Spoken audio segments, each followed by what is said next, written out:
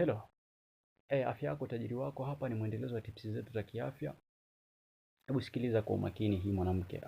Uke wako umekuwa ni mpana, umekuwa ni uke ambaye tunasema unapwelepweta.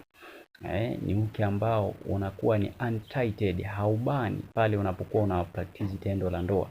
Umelegea legea sana. Unachotakiwa kuelewa ni kwamba kitu cha kwanza umeshakuwa na uchache wa bakteria walinzi wa ukeni ambayo tunawaita normal flowers.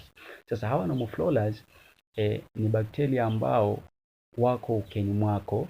Sasa mara nyingi wanakuwa wanafanyana ukinzani. Aidha una bakteria wachache wabaya ambao umewapata aidha kwa kupitia labda changamoto kama fungus, UTI and so on.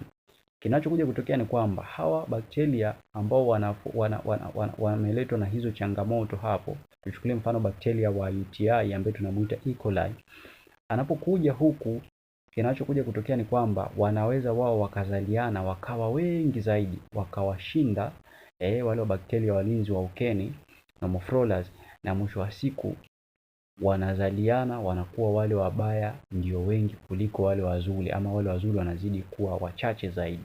Sasa hii tayari itakupelekea mazingira ya uke kuwa yameshambuliwa, kupata vimelea ambavyo sio rafiki, na mwisho wa siku tayari utakuwa ni mtu ambaye uke wako lazima hauwezi kuwa tighted, muscles lazima zilegee kwa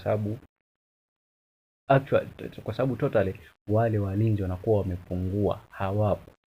Kwa nini unatakiwa ufanye? Unachotakiwa kufanya ni kwamba unatakiwa ujue ni namna gani sahihi naweza nikaifanya kwa ajili ya kufanya addition au kuongeza wale bakteria wangu walinzi wa ukeni, nisiweze kuwa ni mtu ambaye sasa anapitia kudharirika katika ile hali ya kwamba uke wangu ni mpana.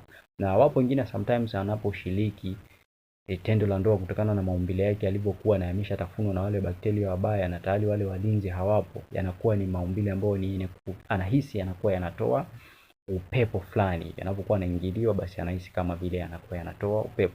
Lakini usichokijua ni kwamba tu uchache tayari una uchache wa bakteria walinzi wa ukeni, normal flowers wameshaanza kupungua. So nini unatakiwa kufanya ili tuweze kuwarudisha uweze kuwa kama ulivyokuwa awali, uke wako uwe tighted, uweze kubana. Sasa kama unatakiwa ubane au uwe ni uke ambao ni mnato, mwenzako anapoingia ana perform una enjoy, lakini wewe mwenyewe pia unakuwa ni mwanamke mwenye kujiamini kwa sababu uke wako tayari unakuwa katika kile kiwango stahiki unachotakikana kuwa nacho.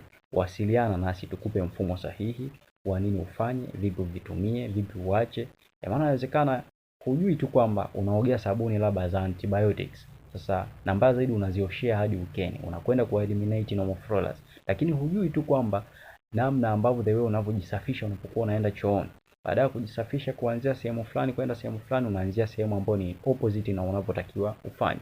Kwa hiyo ni kesi zote hizo ambazo zinaweza zikapelekea wewe kuwaondoa bakteria wako walinzi wa ukeni. So nini unatakiwa kufanya? Tumia mawasiliano yetu katika clip yetu hii yaweze kukusaidia tukupatie elimu, ushauri na matibabu pia ya kukufanya uweze kurejelea kuwa kama awali na uwe ni mwanamke mwenye kujiamini unapokuwa na mwenza wako, na actually ni katika upande ule wa sasa mnakwenda kuperform tendo la ndoa, uwe unajiamini zaidi. Afya yako utajiri wako.